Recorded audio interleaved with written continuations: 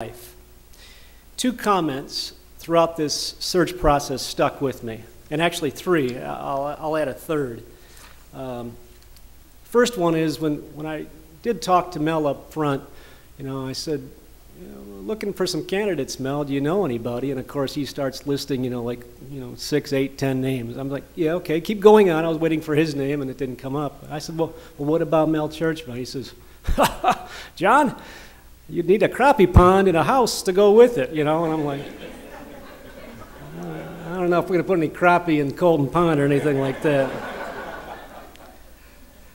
But as we talked a little later, he talked about having so much left in his tank and ready to serve Bearcat Nation and teaching and working with our student athletes and working with our coaches and our alumni base and our donor base and our friend base. But the other comment that really stuck out for me was, hey, look, you need to know I'm pretty serious about this. And I said, well, Mel, I'm pretty serious about this too. He says, you know what? I will guarantee you I will approach this like I approached being a head football coach. Well, I don't need to tell all of you, but that went pretty well, so this should go pretty well too, I think. So, as Mel has said, once a Bearcat, always a Bearcat is more meaningful to him now more than ever before. Mel and Carol, it's meaningful to us as well. We are all forever green. Welcome home, Bearcats. Ladies and gentlemen, please help me welcome our next Director of Athletics, Mel Tjeerdsma.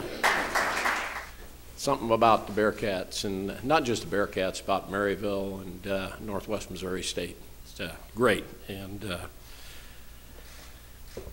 Dr. J, thanks for continuing to talk, because I'm serious. I wasn't serious at all. And I was serious about the crappie pond, but I'll have to talk to a few friends about that. But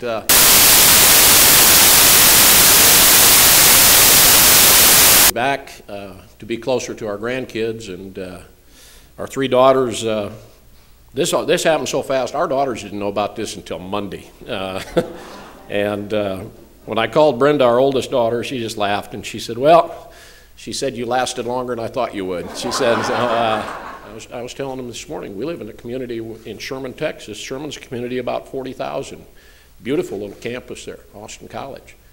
Those people in that community love Austin College because they know it brings in revenue, and we got a lot of smart kids that are doctors and lawyers. They don't care if we win or lose. They don't even know about it. It might be a little blip in the paper. It's not the way it is here. I am looking forward to getting started soon, by mid-April for sure. I said the quote's in there, but I said it, the once a Bearcat, always a Bearcat. We always say that, but boy, it has a lot more meaning when you've been gone and when you're coming back. And so thank you for this day. Thank you for the opportunity.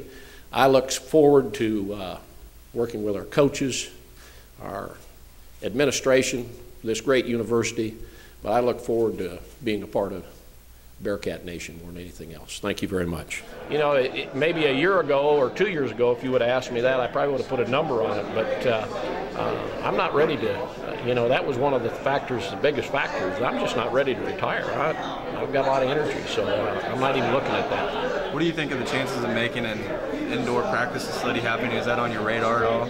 Well, there's no doubt that it's on the radar. That, some type of a student activity center is something that this university needs. All of our sports need it, our students need it, this community needs it. So, yeah, that's going to be there's going to be a real push on that, I'm sure, and I'm looking forward to that.